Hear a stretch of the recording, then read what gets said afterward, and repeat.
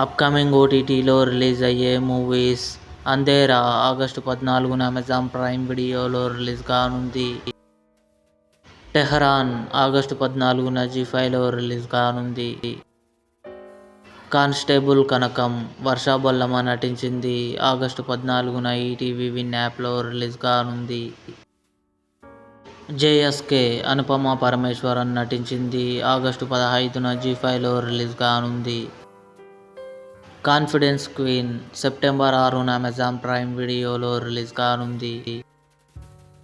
'కొత్తపల్లిలో ఒకప్పుడు' ఆగస్టు 22న ఆహాలో రిలీజ్ కానుంది. 'పౌర్ణమి' సెప్టెంబర్ 19న థియేటర్లో రిలీజ్ కానుంది. 'మహావతార్ నరసింహ' సెప్టెంబర్ 21న నెట్ఫ్లిక్స్లో రిలీజ్ కానుంది.